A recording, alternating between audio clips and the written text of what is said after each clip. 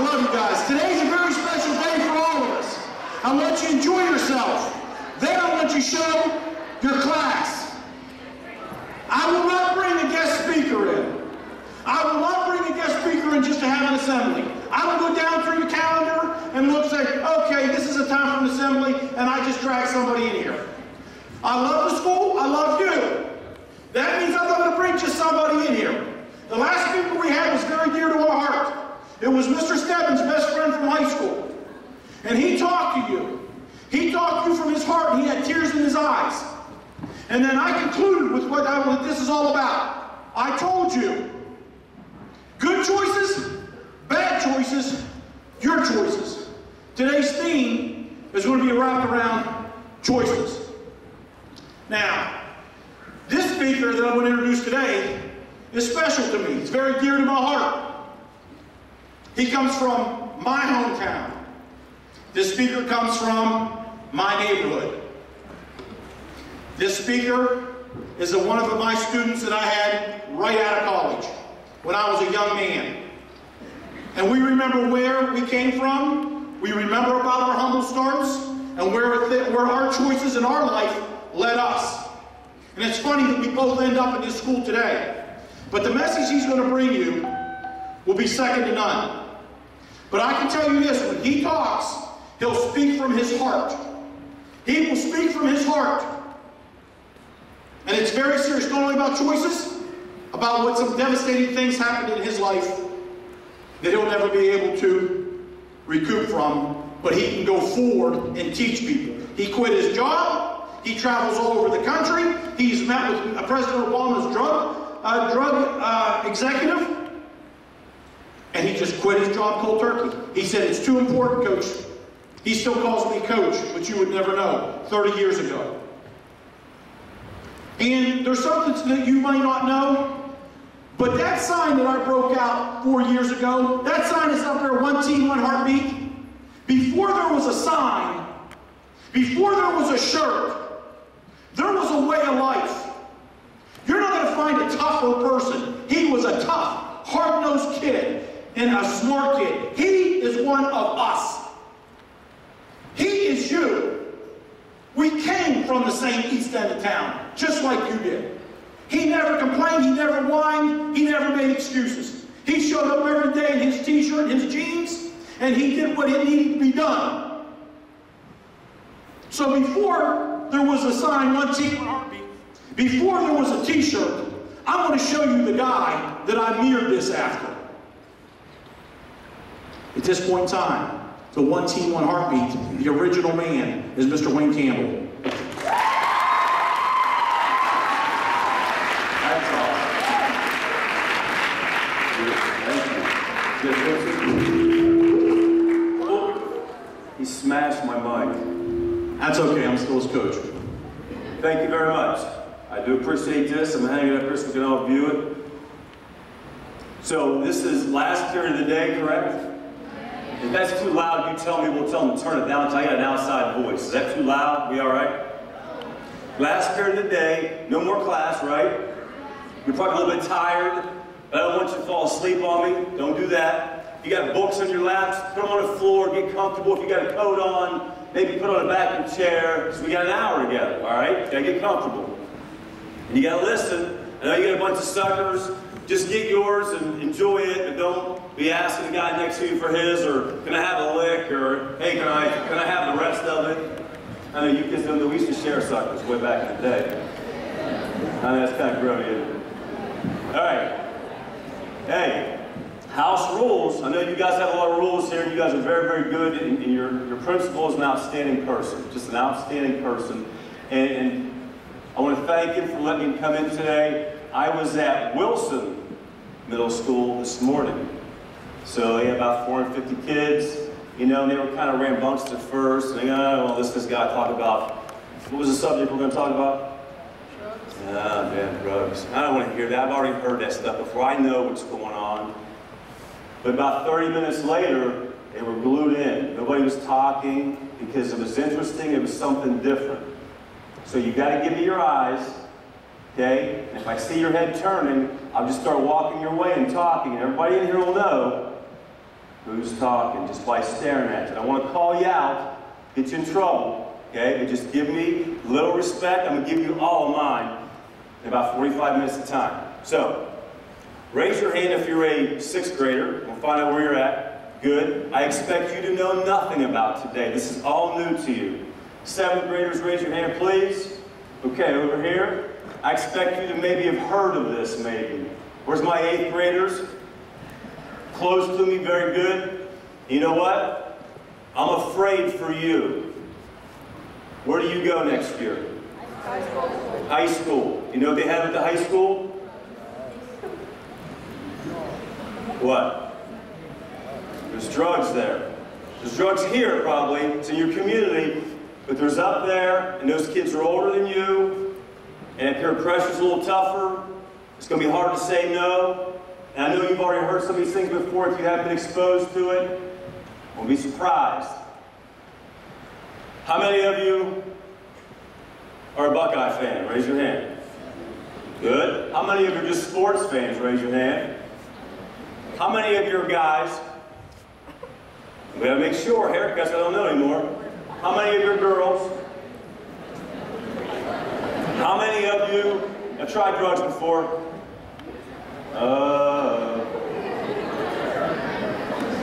Usually no one raised their hand on that one. They go like this, oh, I'm not raising my hand.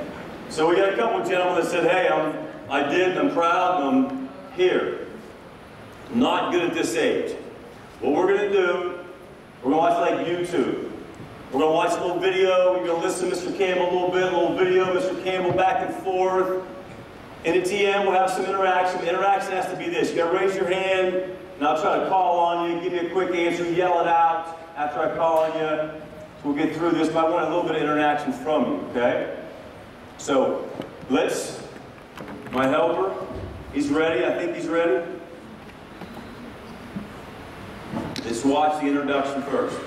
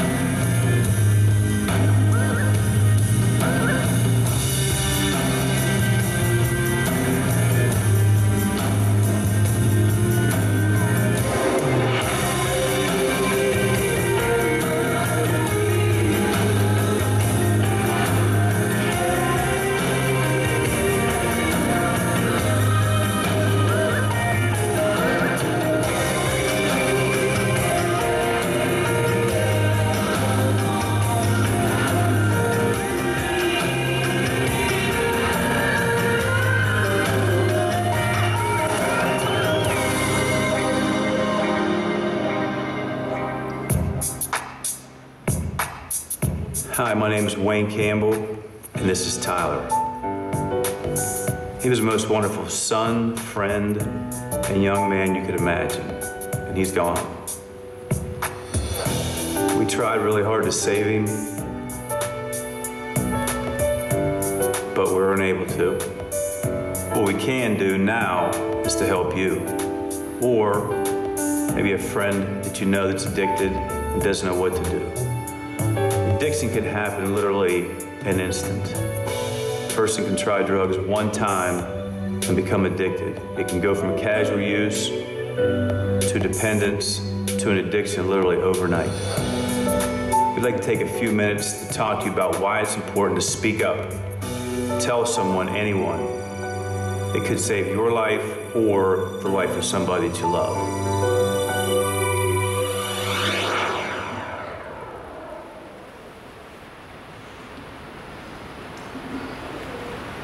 Well, that's why Tyler's light was formed. It wasn't like Mr. Campbell was bored.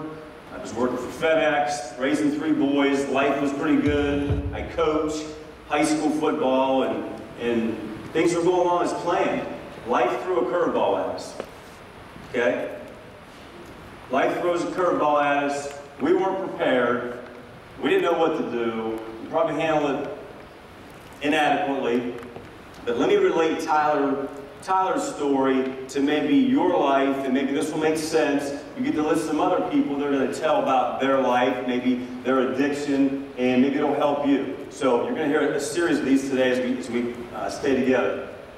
Tyler grows up in Pickerington, Ohio. As you saw his Panther stuff. Newark plays the Panthers. You're all in the same conference now. High school baseball, football kid. Really likes football. End of his high school career, he goes, Dad, I want to play college football. I said, okay, that's fine. That's your choice. It's not easy. It's tough. Practices are harder. You have to maintain your schoolwork. You just get by in high school, but college is tougher. He goes, that's okay. I want to do it. I think I can do it. I just need a chance. Okay, fine.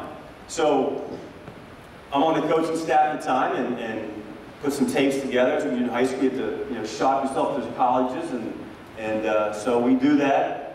And he drops a bomb on me. He says, Dad, I want to play Division I football. You guys know what Division I football is? No, yes? Name a Division I school. Notre Dame. Notre Dame. Name another one. Ohio State. OU. Marshall, Texas, Florida. There's 118 of them. Division I schools. They give you scholarships to play sports. I said, okay, Tyler, that's good. You want to go play there, but what if you're not good enough? I haven't seen anybody call and give you a scholarship. He goes, Dad, I just need a chance. Really tough, determined kid. Okay, as a parent, I'm going to try to help you. If you want to be a piano player, if you want to be a race car driver, whatever you want to be, your parents would be glad to help you down that career path, as long as they think it's safe, right? So I do that as a parent. That's what we're doing, shopping around. Well, nobody's calling, offering scholarship.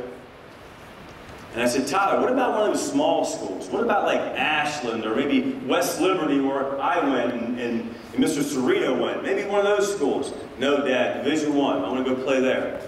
I'm just thinking, man, are you stubborn, you know? Anyhow, one school finally calls, University of Akron. It's between Cleveland and Columbus. They call and say, Mr. Campbell, if you quit calling us, we'll let Tyler come up and try out. I said, that's cool, all right. He gets to try out, right? And as a parent, you're going, good, that's all I can ask. So he packs his bag after he graduates, heads to Akron, 2 hours away. Have at it, Tyler. If you're good enough, you'll make it. If you're not, okay, come back, we'll have plan B. We'll do something else. He goes, no plan B, Dad, we're going to make it. All right. So anyhow, he makes it up there. I call him in 2 weeks, say, hey, he's still there? Haven't heard from him. I thought maybe he just got lost and then like wandered off somewhere. He goes, no, I'm still here. Really? How's it going? He goes, well, it's going better now. Why? I said, I was a receiver. There was like 15 receivers. And now I'm a safety. I'm on defense. There's like 3 safeties. I went, your odds are better? He goes, yeah, I like that. Okay. So I said, just call me if you need something. He goes, I'm doing good, Dad. I'm loving it. 2 weeks later, I give him another call. I said, hey, you still there? I thought I'd get him wandered off or ran off. He goes, no, I'm still here. They didn't tell you to go home? He goes, no. I said, how about those other walk-ons, those tryout guys? They still there? He goes, no, they all went home. Really? Okay. So now it's 6 weeks into it, school's ready to start. And I thought, is he still up there? He calls. Dad, I made the team. Really? Yeah.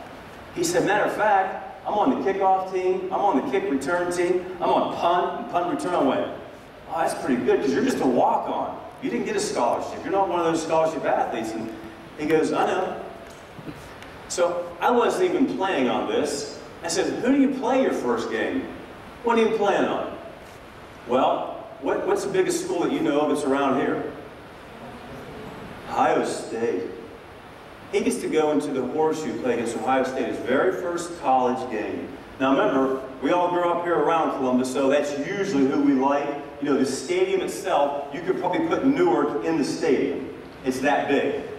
So he's watched a dozen games as he grew up. He watched 100 of them on TV. So if you can't play for the Buckeyes, you might as well play against them, right? So he's excited, we're excited as parents. We get a bunch of tickets to get out and watch a game. Just watch him run down there and kick off. It was good enough for us. It was cool. What a day. So he has a great freshman year at your first year. Goes through, no problems, his grades are good, his attitude's good. He's still there and calls home, is very close to his mother and his 2 younger brothers. And everything's good. Second year rolls around, it gets even better. At your sophomore year, he becomes a starter. So he gets, walk-ons don't become starters sophomore year, second year. He becomes a starter. That year, they go to Wisconsin and play. You guys seen Wisconsin on TV before? Now, Wisconsin's something weird up there. The quarterbacks, the linemen, and the cheerleaders are like 6'8", 350. It's the weirdest thing I've ever seen. It's like too much cheese or something they eat, those cheese heads. So, again, the cheerleaders are monsters, like trees. What the heck's going on up here? I was afraid for his life. Well, he has an outstanding game. They get beat because the Big Ten's supposed to beat the MAC schools, right? Big school against little school. But he had a great game. He had 18 tackles. And 18 tackles, if you're not a sports fan, that's pretty good. So good that for 1 week of Tyler's college career, he was the leading tackler in NCAA, which means all 118 schools, USC, UCLA, Texas, Florida, all those schools, nobody had more than 18 tackles. Just this one walk-on, goofy kid from Pickerington playing for Akron. 18 tackles. It's phenomenal. So he's rolling through his second year and things are doing well. But he starts getting a couple injuries here and there. It happens. I don't care if you play soccer, basketball, whatever sport, you bump into people, you twist up your joints, you get injured, and sometimes you go see the trainer. Sometimes the trainer then sends you to the doctor, or your parents take you to the doctor. What do they give you for pain? Huh? Painkillers, prescription pain medication. Doctors give it to you. Should be good for you, right? Cures pain. Well, he was taking some of that on Saturday after the game. Then on Tuesday, he gets some more from the trainers and doctors. And lo and behold, he was using them a lot. We didn't know his parents. Everything looked good. End of his sophomore year, he had surgery. After surgery, you go, here, Tyler, here's 60 more. Percocet, Vicodin, whatever they're called. That's a lot. It's like a month's supply. Now, makes it through 2 years. I mentioned drugs yet at all in his life? No. No reason to. He's fulfilling his lifelong dream. He's having a ball. Third year rolls around. Gets a little sketchy. Grades start slipping. Playing ability starts slipping. He doesn't call home as much. He never has any money. Like, what's going on with you? I thought he had girl problems, right? No, Dad, I'm good. Really? Something's wrong. You're just not the same. No, I'm okay. All right. You're 21 years old. That's the answer you get. We'll pick up Tyler's life there at year 3 at the end. You guys remind me, okay? Because I forget sometimes. What we're going to do now is listen to a testimonial, a person that grew up in Pickerington, smart young man. He's going to tell you how he got started and where it led to him. Okay, so we're going to listen to Bobby's story. You can leave that up.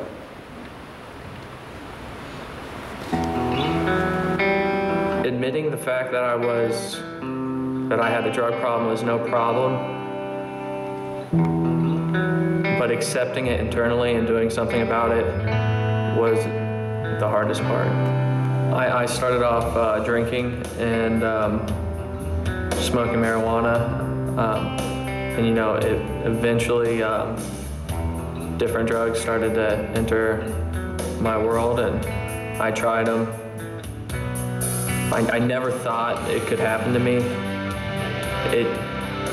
I always thought I had the willpower, or I thought I could always think my way out of it, but I found myself completely at the mercy of the drug, and when I wanted, it was too late. It absolutely consumed my soul.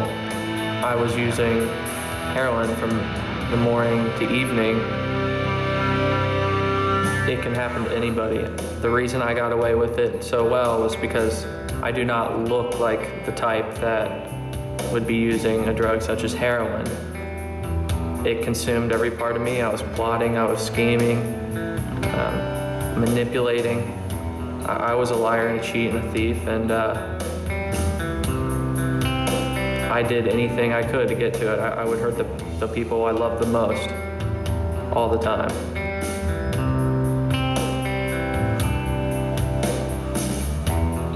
I never thought I was actually hurting them because I thought it was my body. I'm the only person that I'm hurting.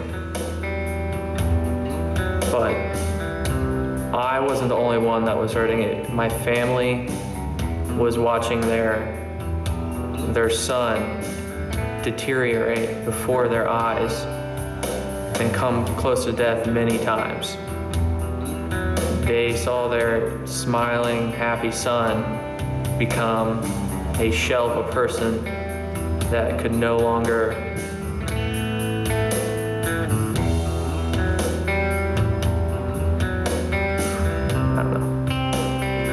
feel or be a part of the family anymore.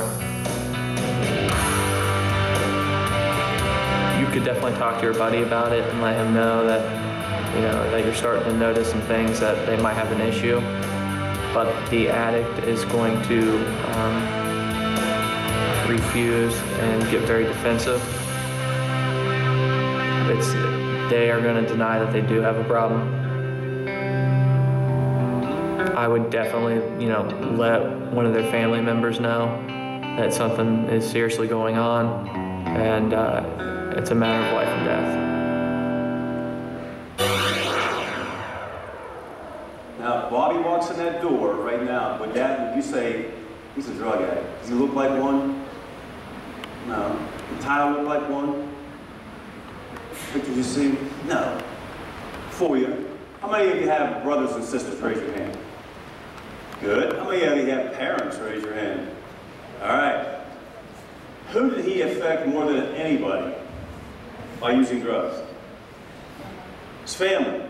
So when you do these things to yourself, you got to think now, sometimes a little bit outside your own little world and say, it's just me. Mom, dad, whatever. Brothers and sisters, if you have younger ones, they watch what you do. You are their leader whether you want to be or not. What if you have 20, 22-year-old brothers and sisters and they see you monkeying around with drugs and going, hey, dude, what's going on?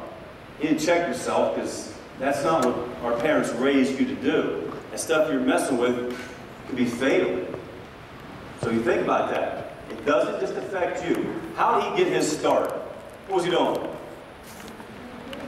What's that? Drinking and smoking. That's harmless, right? Shake your head. Is that harmless? Just drinking and smoking is all he was doing. We got beer commercials on TV, right? They're trying to legalize marijuana, right? For medicinal purposes, for cancer and stuff. It can't be bad because doctors say it's okay. Here's the kicker with that. You've heard of gateway drugs. You've heard that term before. You probably all had a little bit of a drug education somewhere in school, some other lectures, right? What's a gateway drug? Somebody tell me what that means. Yes, sir.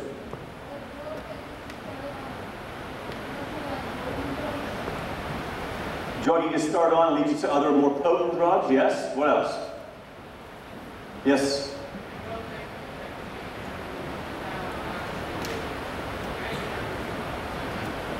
Another one, same thing. Drug leads you somewhere else. It makes you feel comfortable with what you're doing, right? Kids don't start with heroin or oxycontin. They start with sneaking a beer, sneaking a liquor cabinet, trying marijuana.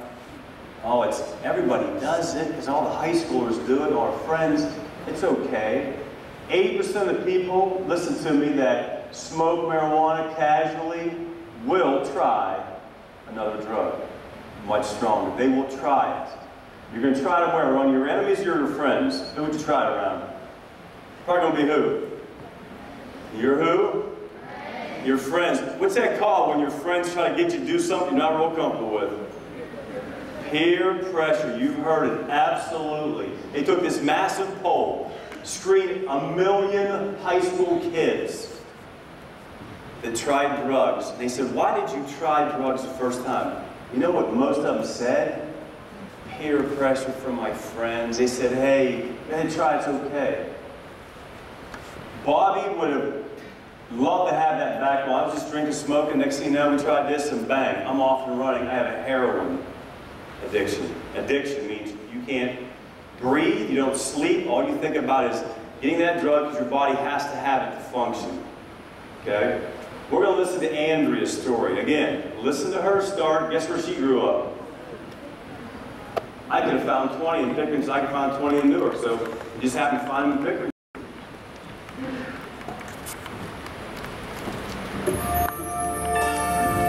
day, not only to help myself, but to help other people going through this, and just to show that it's not worth it. And just to help, you know, the healing process of, you know, all those mothers and parents that have lost children, and those kids out there struggling today, those kids who have thought about it or have a friend that are using, just to get a message out to them and to show them that it's very serious, it's not a joke.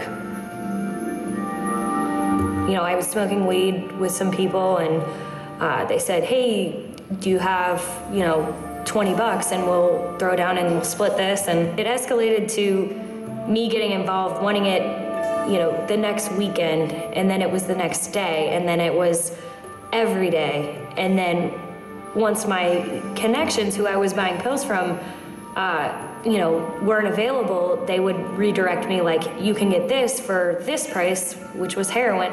When I started pills, I never saw myself getting to the point where I would be in a bathroom and just looking at myself like, what am I doing? This is not me. I never thought, oh, I'd never be the one to stick a needle in my arm. I hate that. It's scary. I just had a wake-up call when I went to jail for 30 days. And one day I woke up, borrowed a pen and paper from someone bunking next to me, and wrote my parents a letter and told them I was done. And luckily they came and got me that day. I would just say, I'm sure everyone's been to funerals before, and maybe even funerals of some of these people that we've lost, but seeing someone you know laying there is just, it's a huge wake-up call, and you don't want that to be your friend. You don't want that to be, even if it's your brother or sister, your family member, you don't want that to be you, because it's real.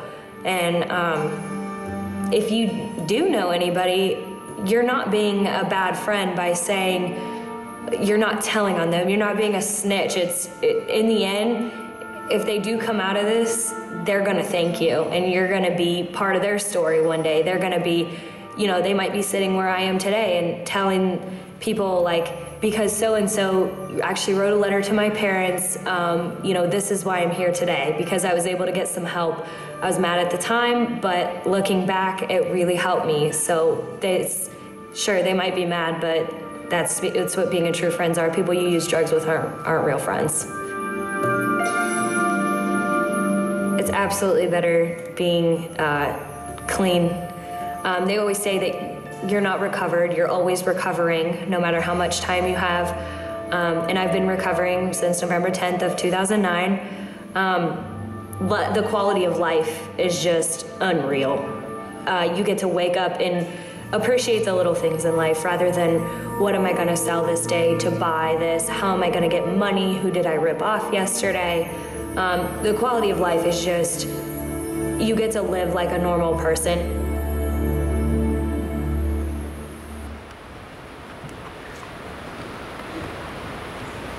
All right, I'll ask you again. Does Andrea look like a drug addict? Like a school teacher, right? What'd she do? How'd she get her start? Do you remember? Smoking, drinking, and then somebody decided, oh, hey, buy some of these prescription pills that don't have your name on the bottle. We'll buy some of those. And then when they didn't have them that one day, hey, we split our money. See how this thing walked them down the path? She was comfortable with the first thing, then the second thing became comfortable, and then the third thing was just as comfortable. She's a smart girl, she graduated from college, so you're thinking, what were you thinking? We were just having weekend fun, that's all. That's how it begins, that's how the whole thing begins.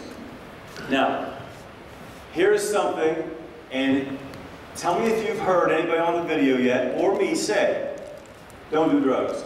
Have we said don't do drugs yet? Have they? I haven't heard it yet. What have you heard about 15 times? Say it. She didn't say it real loud, but she said, speak up and save a life. Speak up, speak up, speak up. Here's why.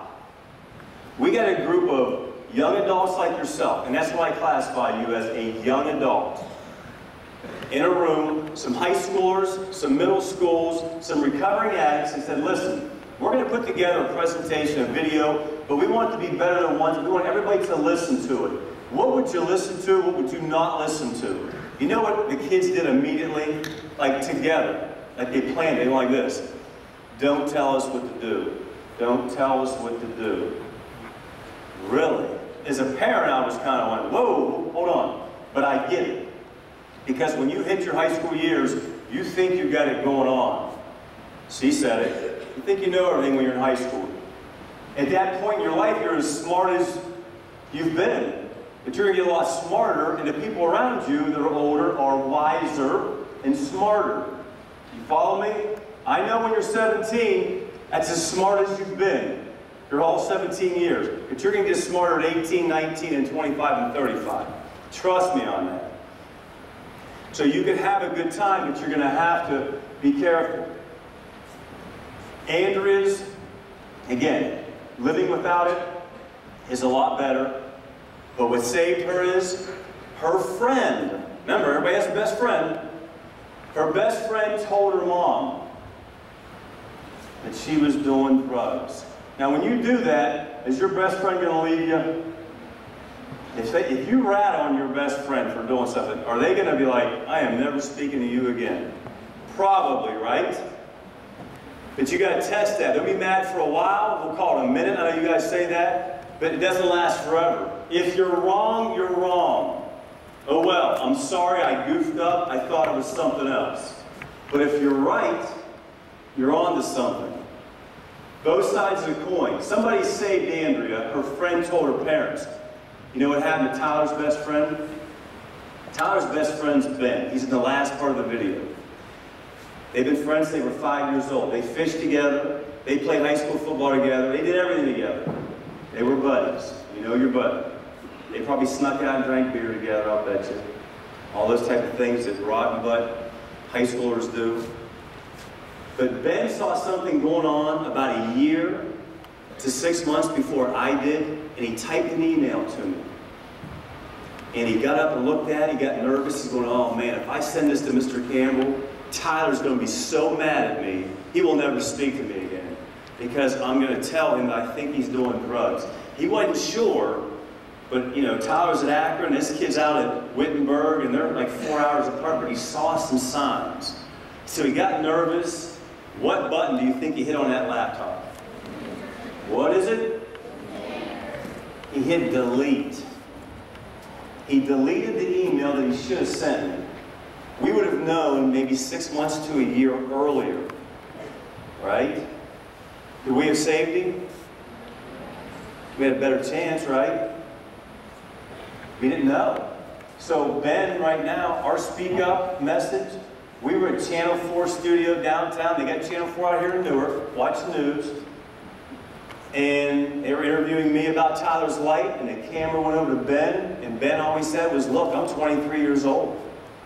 I have to live with the fact that I lost my best friend.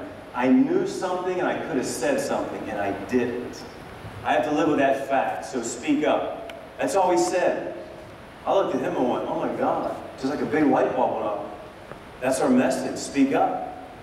So you got a choice, if you do and if you don't. If you do and if you don't, think about that. Two distinct, different ends of life, or continuations, right? We're going to listen to Shay's story. Shay's from a place called Marysville. It's a little bit of a haul, but nice girl, very smart, great family. Listen to how she got her start, and look where it took her.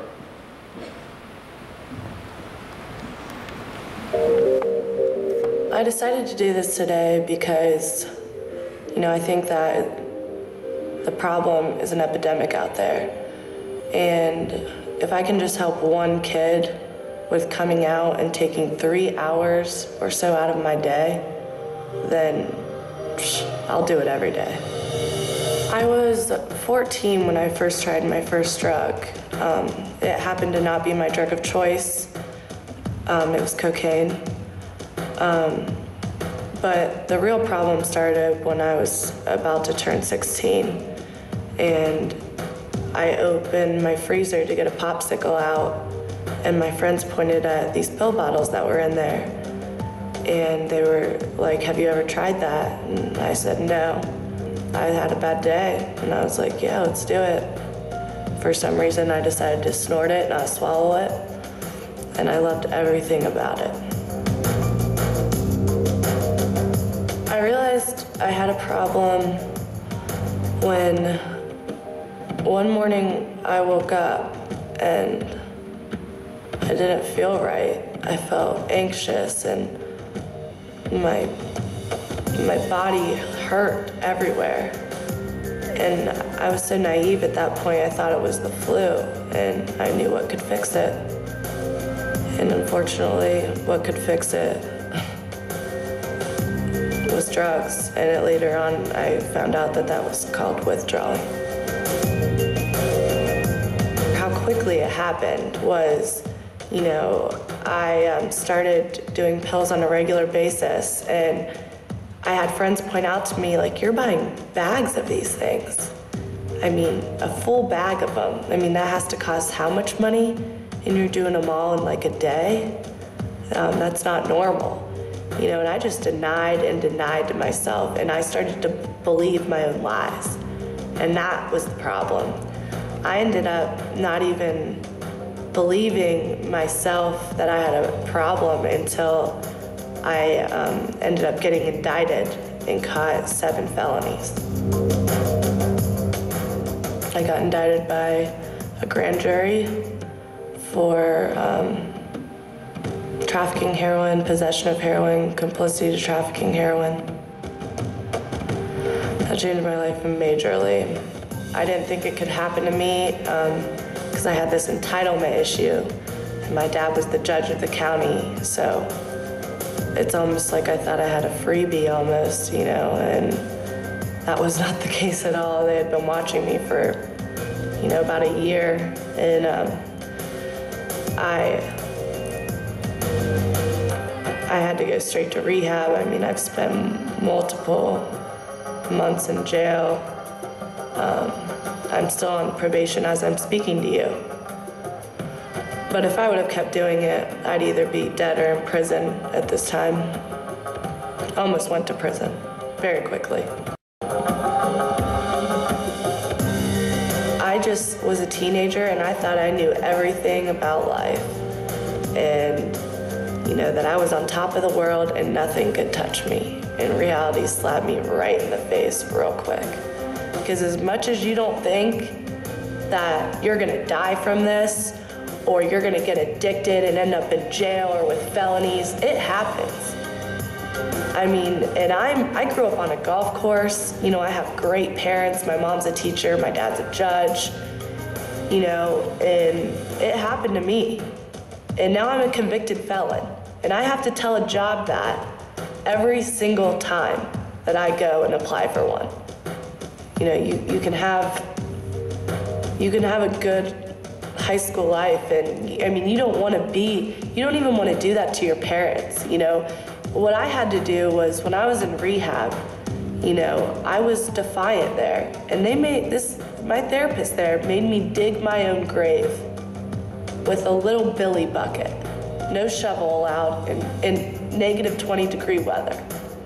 And then she made me write out what my dad would say, what my mom would say, and what my sister would say if I died from an overdose. And then she made me lay in that grave and have a fake funeral. And if you can just put yourself in that situation for 2 seconds, it changes almost your whole perspective. Because you see that that's not only affecting you, it's affecting everyone around you. What I did to my parents and how I made them feel is, I mean, there's like nothing more painful, than, and especially my dad, because we're very, very close, and he was just so sad, and he got really unhealthy because he just couldn't sleep. I mean, wondering what was gonna happen to me every single night. Having to come see me in jail against glass walls. When he was holding me when I was, born, he didn't think that was gonna happen. He wanted the best for me. And he gave the best to me. There was nothing he could have done to make me not do what I did. you know, it wasn't his fault. He blames himself for all of it. And that is probably the hardest part of all of this.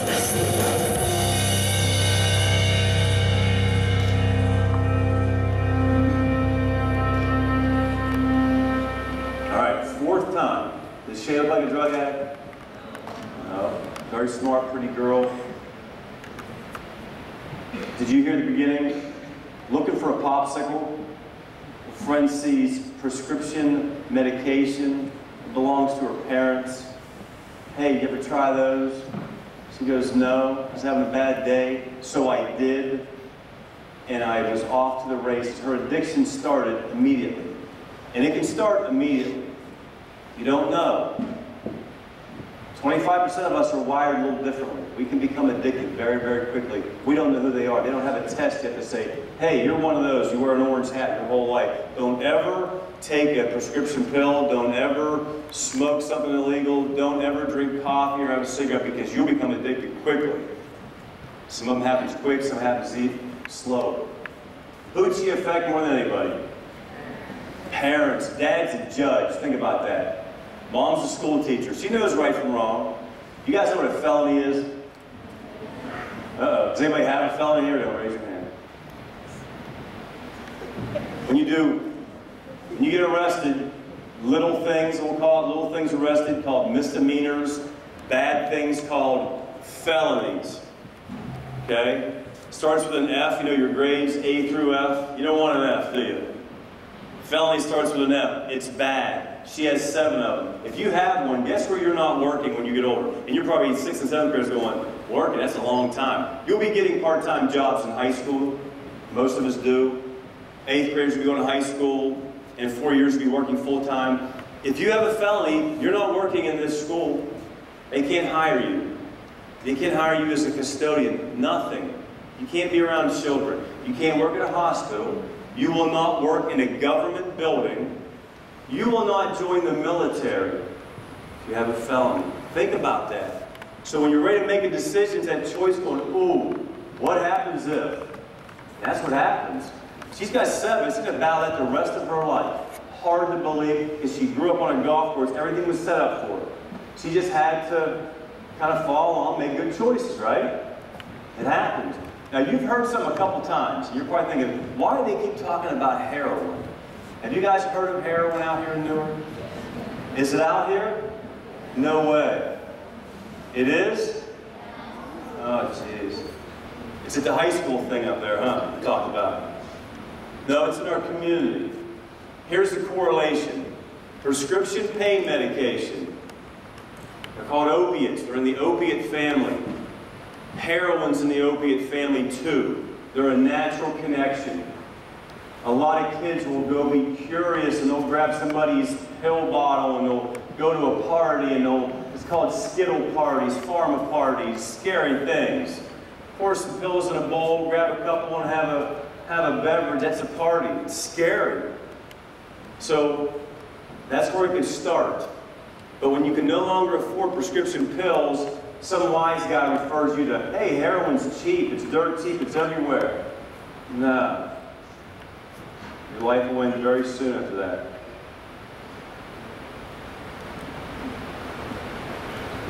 Now, the next video, and again, we've talked about these different types of drugs. Gateway leads you there, makes you feel comfortable.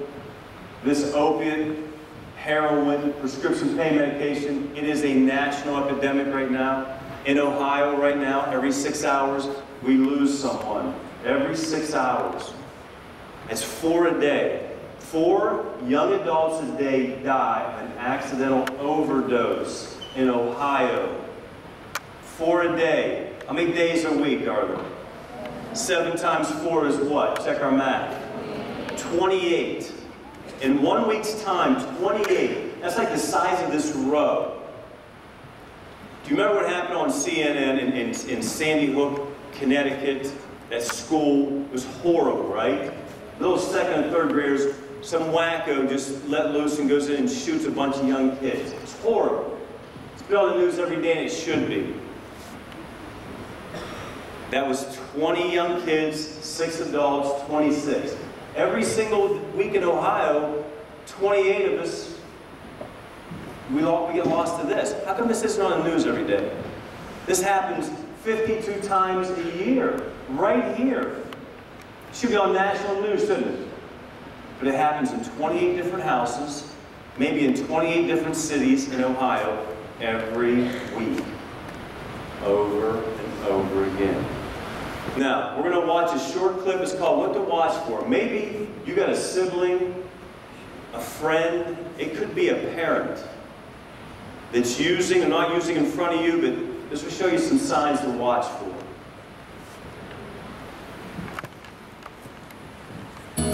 So, what can you do?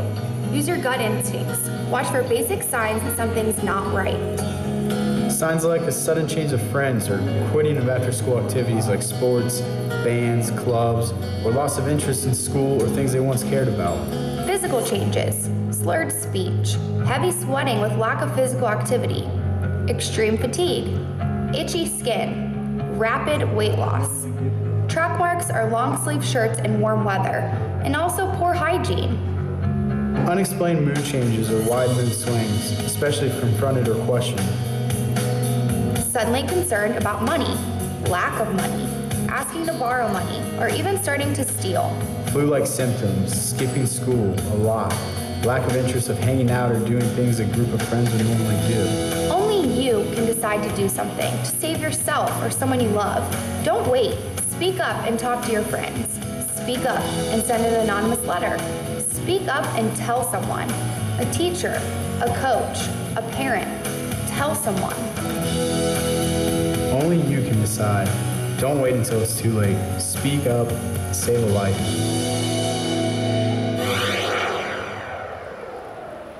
Could be subtle stuff, but I know you might have learned something from it. But that's what happens. You start changing your friends, start changing, you change what you do, who you hang out with. You're not doing drugs with friends, you're doing with people that do drugs. All kinds. One more video, and we'll have you out of here. This is a group, it's our plea, it's our call to action. We're asking you one more time.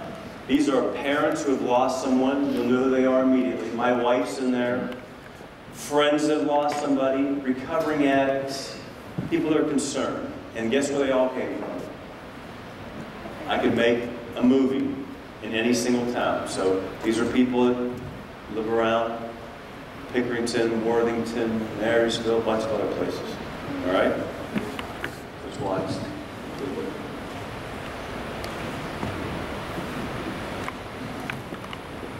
It happened so fast. Addiction changed our lives. We never thought this would happen to us. It's more powerful than we thought. Never thought it would happen to me. But it did. It takes just one time. Addiction happens in a heartbeat. I lost control. It affected my whole family. My daughter's just a normal kid. It affects everyone around you. I love my parents. I wasn't myself when I was using. Moms have a special bond. Our kids are our whole life. Ben was my whole life. It happens in an instant. I would give anything to have her back. I miss my boy. He took drugs one time. And now one's gone. And he's gone. It went from prescription to heroin to gone. It happens so fast. I miss his smile. He's gone way too soon. My heart is broken. I'm not sure how we'll go on. Someone could have spoken up. Someone spoke up and told me, You have to get help. and it saved my daughter's life. Everyone needs help. Nobody gets off drugs alone. I wish I would have known more. If someone you know is in trouble, If you know someone in trouble, You have to speak up. Speak up and tell someone. Just tell someone. Even if you think something's just not right. if you have a friend in trouble, There's nothing worth this pain. Everyone needs help. speak up. Speak up. speak up. Just tell someone. It's not being a narc. Speak up and save a life. Speak up and save a life. Speak up. Tell someone. Tell a parent. Tell a teacher. Tell a friend. Tell a coach. Tell someone. Tell anyone. Speak up. Speak up. Speak up. Save your friend's life. Speak up.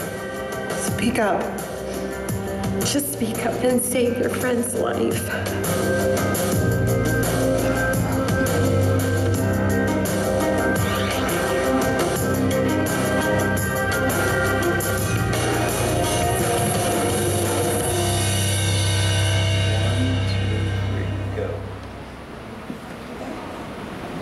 All right, we're almost there. Did that, you can keep those off? Are they going to come on? Yes, please.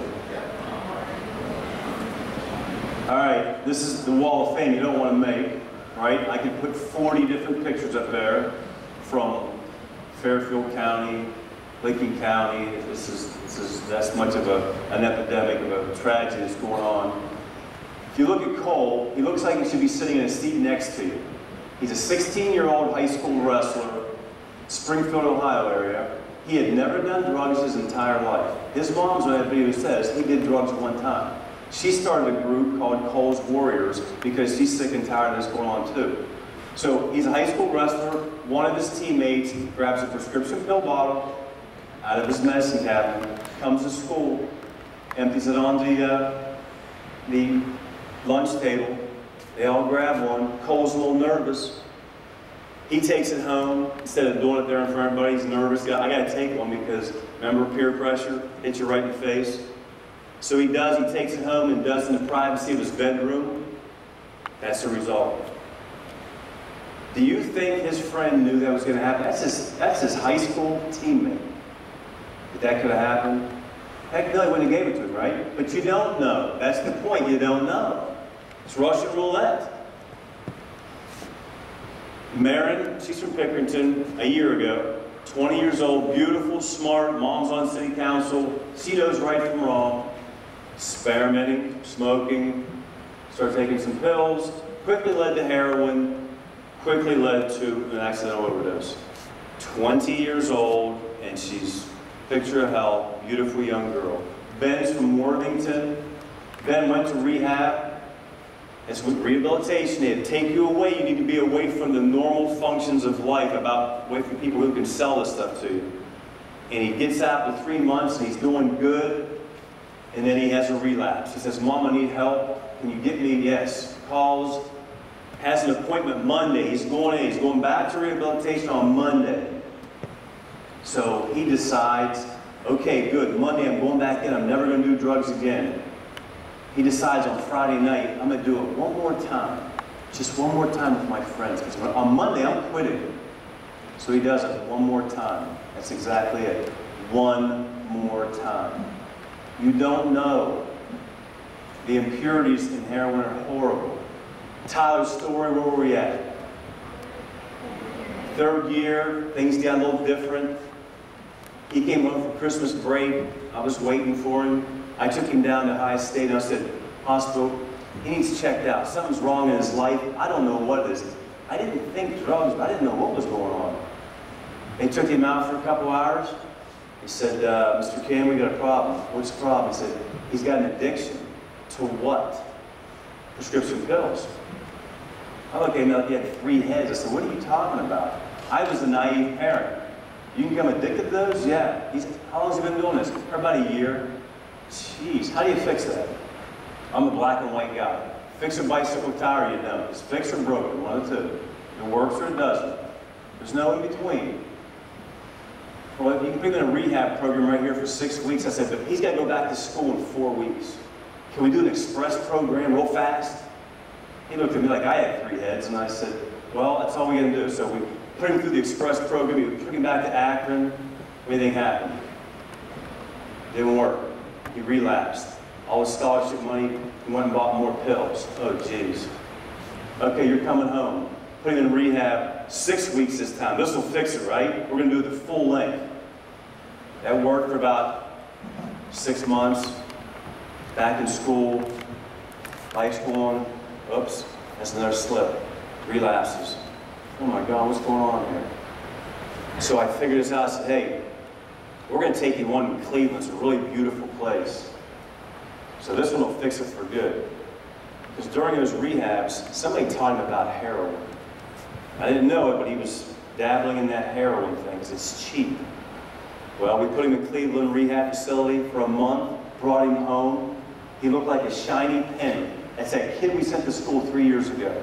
He goes, I got it, Dad, thank you. Sorry for the year of, hell that we put you through, or I put you through, but I'm better now. It's all done. I'm done playing football, can't play anymore. I get more meds in my system, I'm back on track. Okay, good. I was going to be a physical therapy major, now I'm going to be a counselor. I want to teach some young kids how I lived 2 lives. Did drugs with some bad people, student athlete. So we all go to bed that night. I got a 13-year-old, an 18-year-old, and Tyler's 23. We all go to bed. I wake up. I'm coaching at Westerville at the time. I leave, 10 o'clock. My worst day starts. The phone's blowing up. They're calling from home. Can't figure that out. Answer the phone. It's my 13-year-old son. Some of you are probably 13, right? Calling me saying, hey, Dad, something's wrong. We can't wake him up. I could hear my wife screaming in the background. I said, this sounds like chaos. What the heck's going on? I said, hang the phone up, give it to your 18-year-old brother, have him call 911. They go, what in the heck just happened? He just got home last night. Well, by the time I hit the parking lot, I just ran. I didn't say goodbye. I gotta go. I didn't know. I just ran to the parking lot. Got to the car. 18-year-old calls said, Dad, it's too late.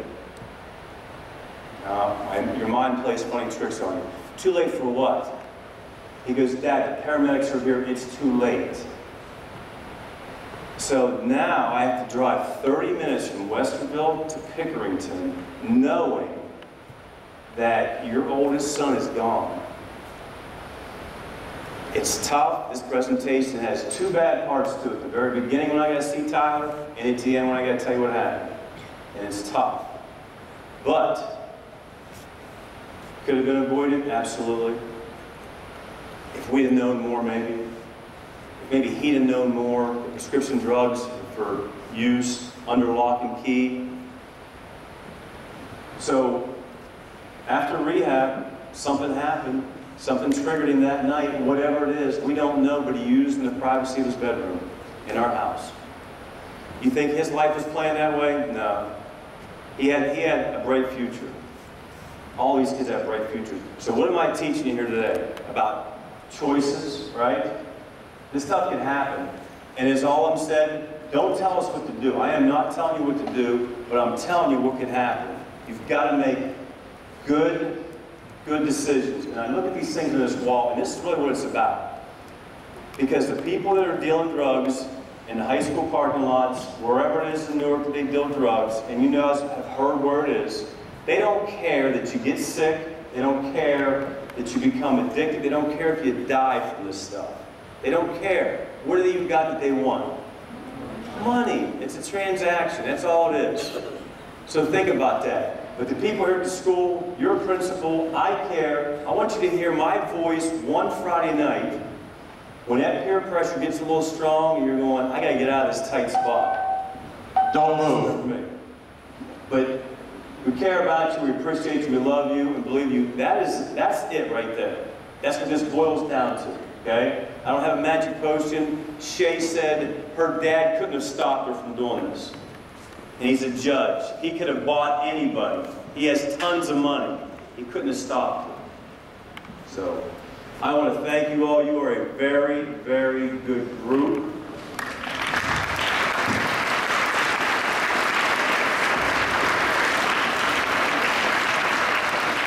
Mr. Campbell spoke from his heart, and I will tell you this. It's not my job to educate you on this. It's my responsibility.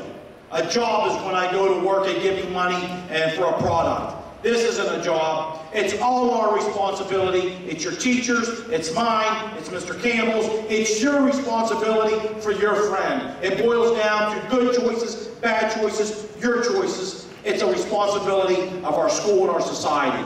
You step up or you don't. Now, I